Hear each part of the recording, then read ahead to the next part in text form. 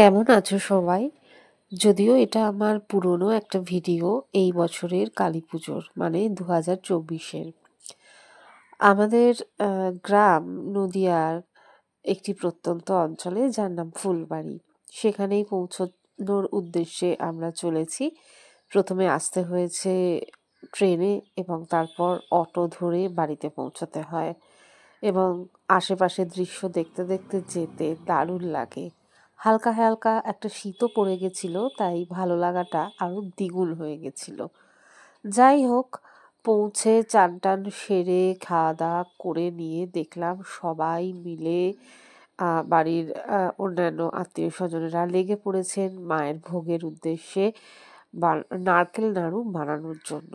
তো তার তৈয়ারি দেখবে তো চলো আমার সাথে আমাদের বাড়ি। এই দেখো কি ঢালা হচ্ছে বলো তো। এটা হলো 4 কেজি ছানা। আমাদের নারকেল নাড়ু ছানা, চিনি আর নারকেল দিয়েই তৈরি হয়, গুড় কিন্তু এতে ব্যবহার করা হয় না। এই যে ছানাটা দেখছো, এই ছানাটাকে হাতের সাহায্যে খুব ভালোভাবে ডলে ডলে একদম নরম করে নেওয়া হয়, ঠিক যেভাবে আমরা মিষ্টি তৈরি করি ঠিক সেইভাবে। আর সেই কাজটাই করছে কাকিমারা আছেন, আমার যা আছেন তারা।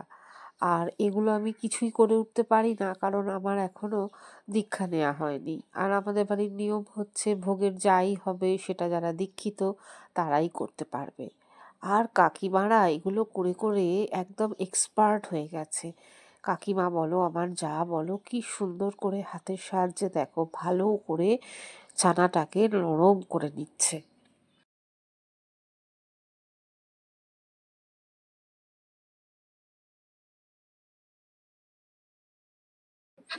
দেখো এখানে কাকিমা ছানাটাকে খুব ভালো করে পাক দিয়ে নিচ্ছে, ভালো করে নাড়াচাড়া করে শুকনো করে নেয়ার পর এতে নারকেল কোড়া এবং চিনি এগুলো পড়বে এবং খুব ভালো করে পাক দেওয়ার পর এই যে নামিয়ে দেয়া হয়েছে।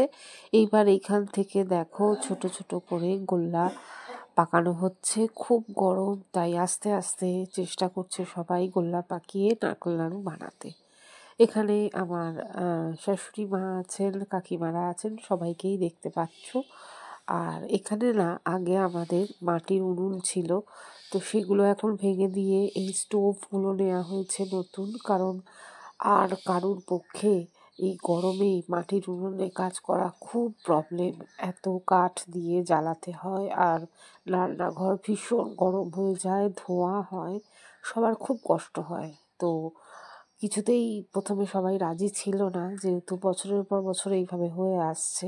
অনেক কষ্টে মাকে বুঝিয়ে রাজি করিয়ে আহ, আমার হাজবেন্ড এই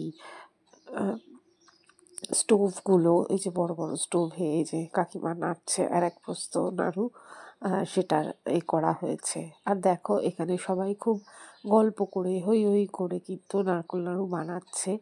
তো শুরু হয়ে গেছে আমাদের আনন্দ উৎসব যাকে বলে। কেমন লাগছে তোমাদের বলো? তোমরা এই ধরনের গল্প শুনতে ভালোবাসো, তাই কিন্তু আমার এই ভিডিওগুলো আনা।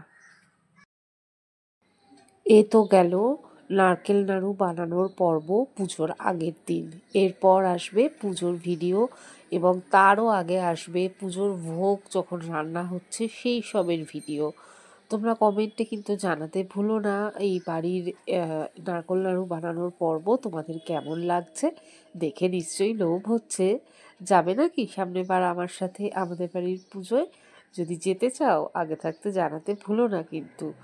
আজকের মতো চললাম, পরের দিন নিয়ে আসছি ভোগের প্রস্তুতি এবং ভোগ বানানোর ভিডিও নিয়ে।